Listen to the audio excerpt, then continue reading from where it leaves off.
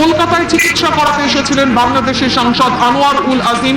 12ই মে ভারতে আসেন তিনি এবং তারপর 9 দিন ধরে নিখোঁজ তিনি।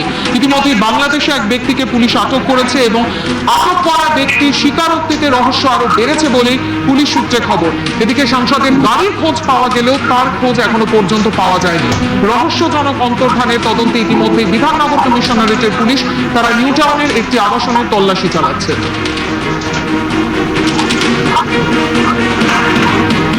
কলকাতায় চিকিৎসা করাতে এসে 9 দিন ধরে নিখোঁজ বাংলাদেশের সাংসদ আনোয়ার উল আজিম।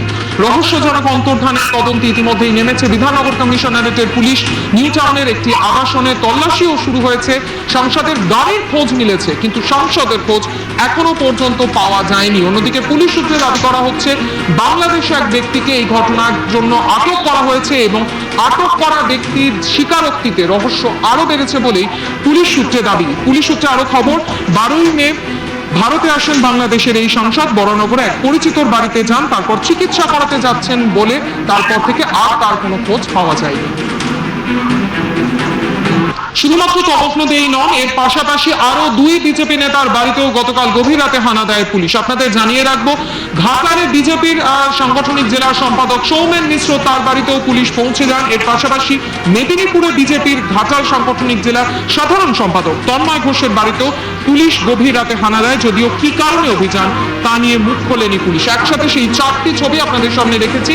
এর পাশাপাশি গত 21 তারিখ শুভেন্দু অধিকারীর কোলাঘাটের ভাড়া বাড়িতেও পুলিশি হানার ঘটনা ঘটে, সেই ছবিও আপনারা দেখতে পাচ্ছেন।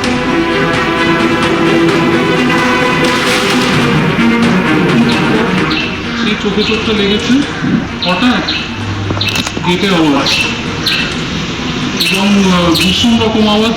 বেশ কয়েকজন এসছে, আমি তো প্রথমে প্রথমত খেয়ে মানে ঘুমন্ত অবস্থায় হঠাৎ ঘুম হয়ে গেছে।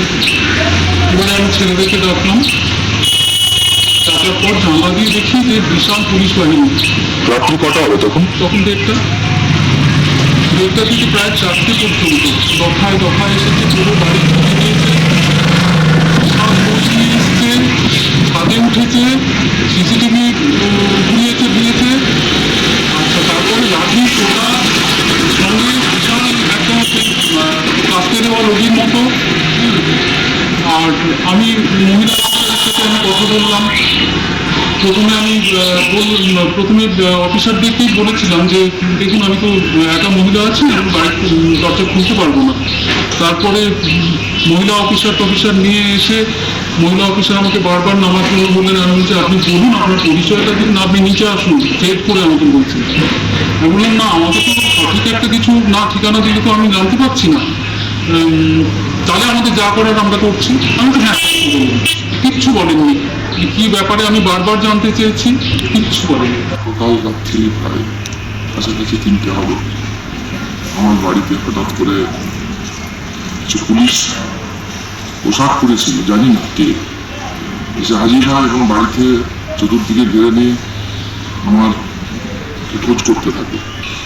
ছিলেন না তখন বাড়িতে? আমি বাড়িতে ছিলাম।